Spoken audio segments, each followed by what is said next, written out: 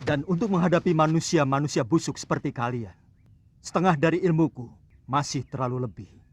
Sudamani itu mau menyempurnakan ilmu hitam tangan darah. Saya mengaku kalah, Tuan Pendekar. Tuan benar-benar hebat. Benar-benar pendekar sejati. Kesaktiannya begitu sempurna, padahal umurnya masih muda.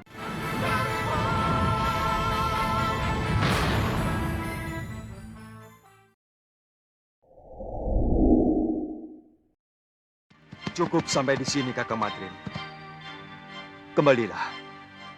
Kabarkan kepada rakyatku bahwa aku sedang bertapa. Baik, Dinda Prabu.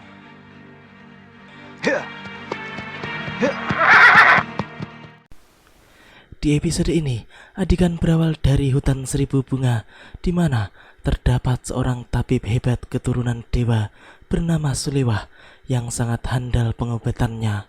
Di sore itu, sang tabib muda tersebut pun sedang ditunggu oleh para pasiennya yang sedang sakit di mulut sebuah gua tempat tinggalnya. Sulewah pun baru saja kembali dari hutan untuk mencari bahan obat-obatan. Masih belum sembuh, Ki? Kumat lagi. Oh, iya. Kakang belum kapok juga jadi rampok. Suliwa, lebih baik kamu cepat tinggalkan tempat ini. Si tua bangga Sudamani dan teman-temannya mau menculik kamu. Lebih baik sementara kamu ikut aku ke gerobogan. Kamu bisa tinggal di rumah orang tuaku.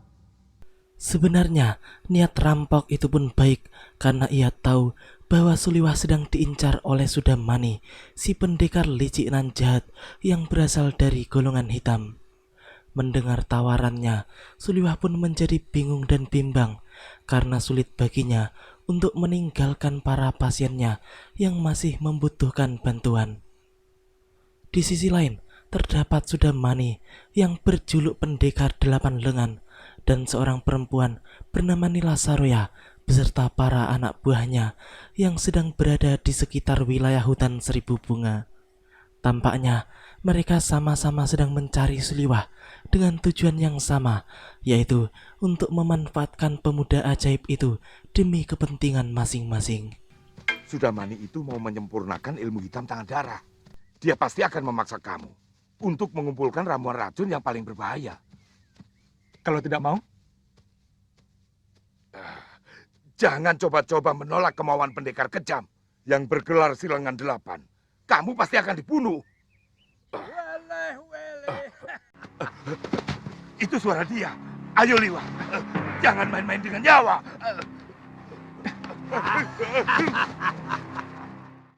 Orang-orang itu pun langsung kabur setelah mendengar suara kedatangan Sudamani karena mereka tidak ingin mati konyol di tempat tersebut.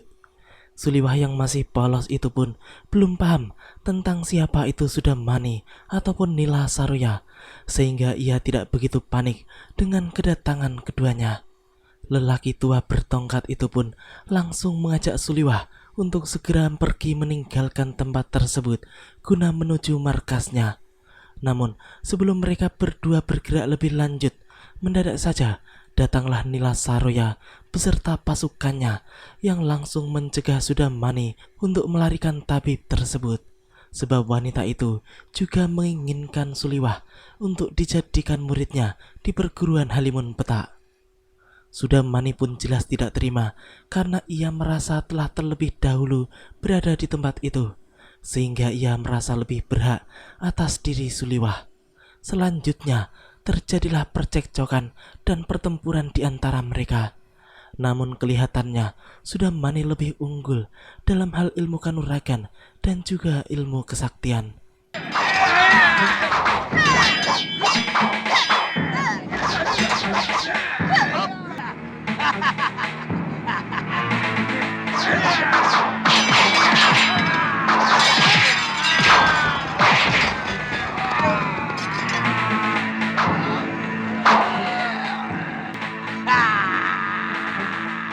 Bentuk jurus pagar cahaya bumi.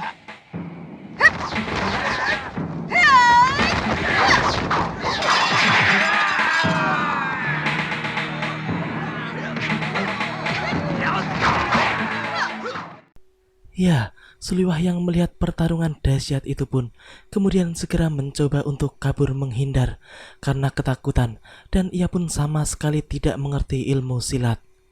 Sementara itu, Sudamani yang menghadapi serangan-serangan Nila Saroya beserta para anak buahnya pun tampak sangat menguasai keadaan.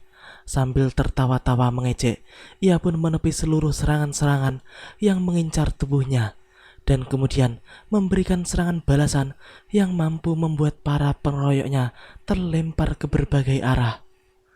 Setelah merasa cukup untuk bermain-main, Sudamani pun selanjutnya langsung mengeluarkan ilmu pamungkasnya, yaitu ajian telapak tangan darah serta suara halilintar yang sudah sangat tersohor ke 8 penjuru angin.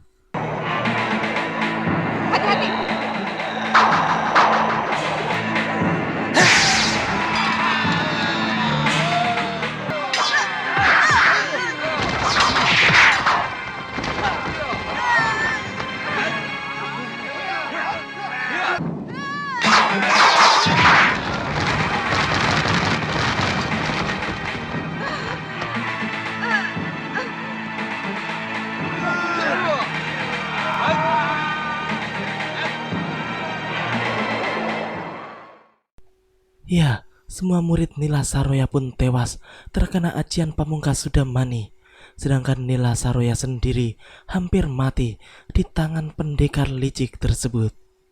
Kini kita menuju kepada Prabu Angling Dharma yang di saat itu secara tidak sengaja telah memasuki kawasan Bukit Seribu Bunga yang termasuk di dalam wilayah Pegunungan Kendeng dalam pengembaraannya.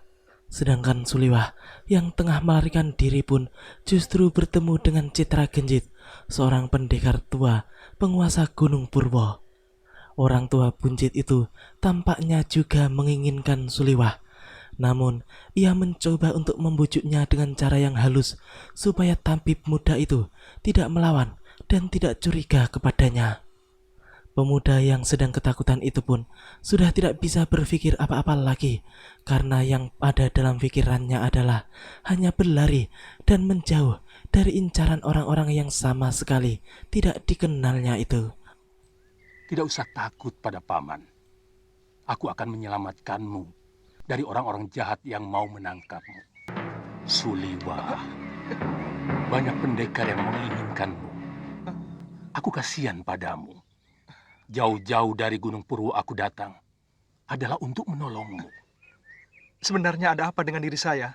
Seluruh yang ada dalam dirimu, termasuk kepandaianmu membuat obat, diincar oleh pendekar-pendekar aliran hitam yang ada di tanah Jawa ini.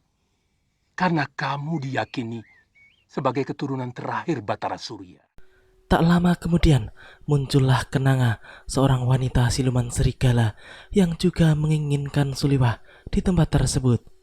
Ia pun kini telah berada di hadapan Citra Genjit dan juga Suliwah.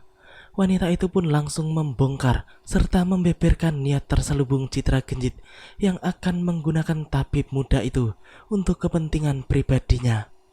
Suliwah pun hanya melongo mendengar penjelasan Kenanga. Ia pun tidak menyangka kalau pendekar tua yang kelihatan baik itu juga bertujuan jahat kepadanya.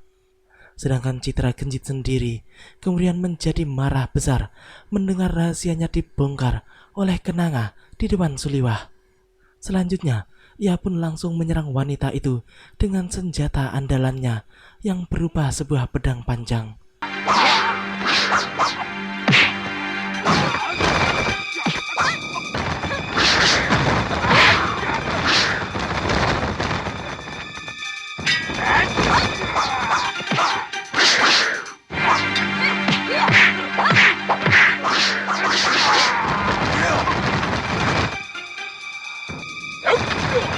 Kenapa semua orang menginginkan diriku? Dan semuanya orang-orang jahat.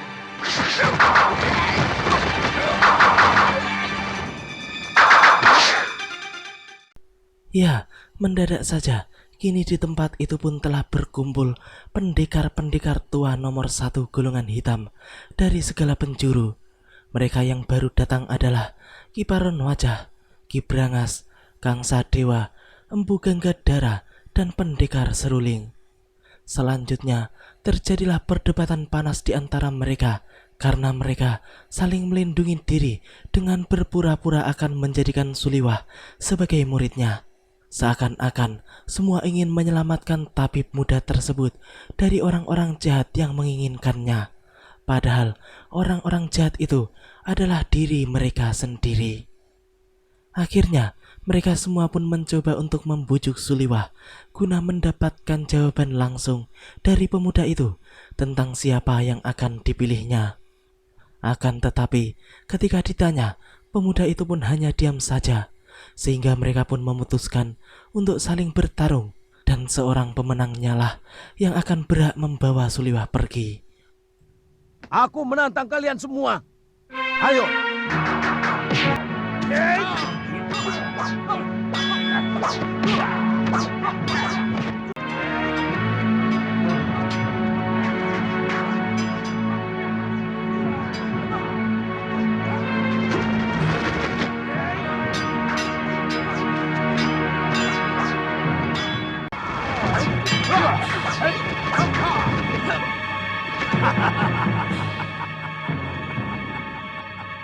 Rupanya manusia-manusia jompo ini juga menginginkan kesaktian tabib Buddha itu. Jangan banyak mulut, Sudamani. Kau pun mau dia juga, bukan? Di tengah pertarungan besar itu, Sudamani pun tiba-tiba muncul dan merendahkan para pendekar seumurannya itu karena ia merasa paling sakti di antara mereka semua. Sedangkan Angling Dharma sedari tadi hanya memperhatikan pergerakan para pendekar tua itu dari atas pohon. Ia pun masih penasaran tentang apa yang sebenarnya terjadi dan mengapa orang-orang tua paling sakti golongan hitam itu sampai rela bertarung satu sama lain. Pertarungan pun akhirnya berlanjut. Namun di tengah pertarungan besar itu, Kenanga pun hendak berbuat curang dengan membawa lari Suliwah. Akan tetapi Sudamani yang mengetahuinya pun cepat-cepat mencegah pergerakan licik wanita siluman tersebut. Setelah mengamati semua yang terjadi sejak tadi, akhirnya Angling Dharma pun kemudian mengerti dan paham bahwa orang-orang itu sedang memperebutkan seorang pemuda yang tidak dikenalnya. Sehingga kemudian ia pun segera keluar dari persembunyiannya untuk melindungi pemuda polos tersebut. Tidak tahu malu. Apa begini sikap para pendekar? Untuk memperebutkan korban yang tidak berdosa. Benar-benar tontonan murah. Apa yang mau kalian pamerkan? Jurus-jurus kalian masih mentah dan dangkal. Ilmu tongkat dia ini tentu dari jurus 8 lengan. Tapi masih jauh dari sempurna.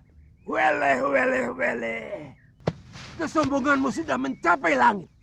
Siapa sebenarnya kamu? Kesombonganku masih jauh di bawah ilmuku.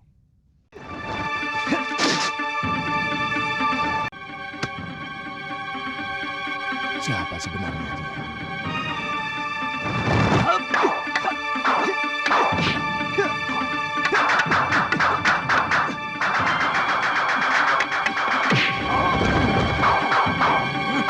Jurus orang tua ini, dia curi dari jurus tangan dewa. Sudamani pun benar-benar dibuat tidak berdaya oleh Angling Dharma. Bahkan Sang Prabu tahu kalau Sudamani telah mencuri ilmu tangan dewa dari pendekar dewa. Gangsa dewa yang kemudian sudah kehilangan kesabarannya pun menjadi giliran berikutnya. Ia pun merasa tidak terima karena pendekar tersebut tampak sangat merendahkan mereka semua. Padahal mereka adalah orang-orang yang sangat sakti, yang sudah kaya akan pengalaman dan ditakuti di dunia persilatan. Ketua Padepokan Lembah Wilis itu pun kemudian segera menyiapkan jurus-jurus andalannya untuk menghadapi Sang Prabu.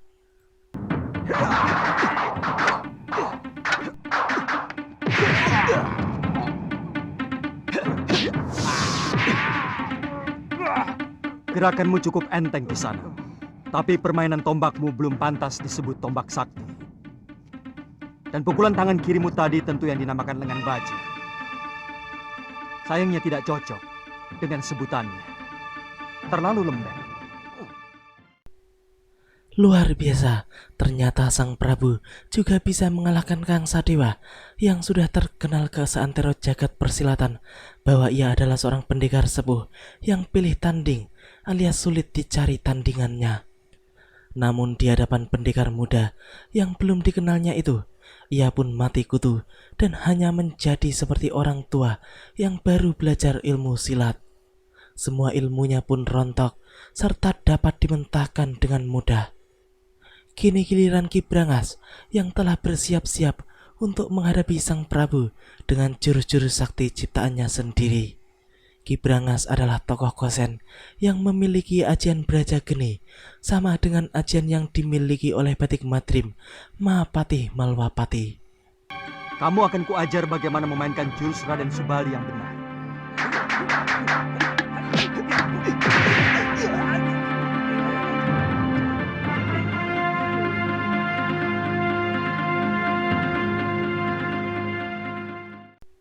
Selanjutnya, giliran Ki Paron Wajah, ketua perguruan Gunung Kencana, yang ingin menguji ilmunya di hadapan pendekar misterius itu. Sang pendekar pun sudah dapat membaca dengan jelas jurus-jurus yang akan digunakan oleh Ki Paron Wajah. Namun, sepertinya pendekar yang satu ini adalah pendekar yang paling jujur dan kesatria dibanding para pendekar tua lainnya. Kiranya Ki Paron Wajah yang terkenal. Kulihat tadi ilmu pedangmu adalah pecahan dari jurus pasang pedang beracun. Dan kau pandai pula menggunakan jurus tangan kilat.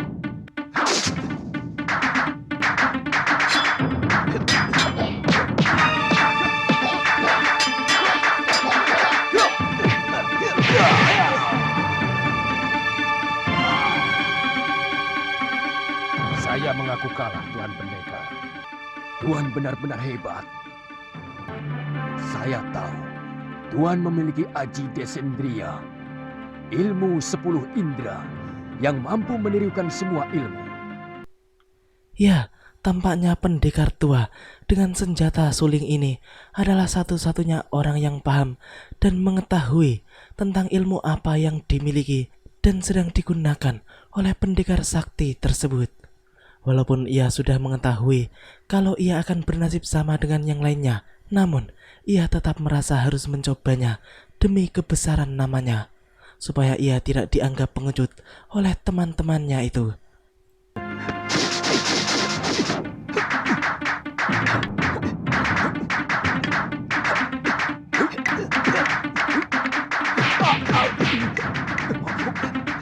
Gila, dia benar-benar bisa memainkan jurus-jurus ciptaanku sendiri.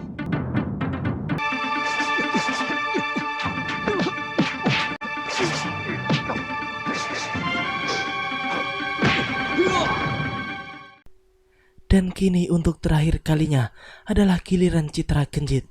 Namun baru saja ia mempersiapkan jurus-jurusnya, tiba-tiba Kenanga, si wanita siluman serigala yang licik itu pun memanfaatkan keadaan kritis tersebut untuk menyandra Suliwah dan mengancam akan membunuhnya jika mereka ada yang berani melawan. Akan tetapi, Sang Prabu pun bertindak cepat untuk menyelamatkan Suliwah agar terbebas dari cengkraman Kenanga. Dan kini tabib muda itu pun aman berada di sisi Prabu Angling Dharma.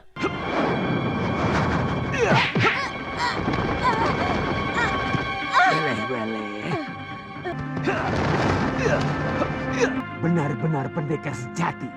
Kesaktiannya begitu sempurna, padahal umurnya masih muda.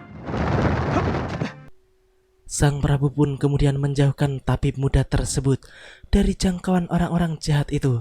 Ia pun kemudian bertanya kepada Suliwah tentang siapa pemuda itu dan mengapa sampai menjadi rebutan para tokoh nomor wahid golongan hitam.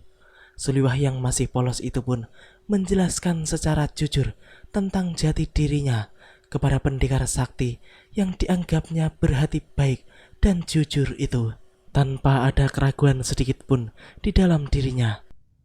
Mungkin kamulah yang dianggap sementara orang sebagai titisan Betara Surya. Pantas. Saya tidak mengerti itu semua, Tuan. Saya hanyalah anak dukun obat yang diberi wasiat untuk menolong orang yang membutuhkan kesembuhan. Saya kagum pada kehebatan Tuan.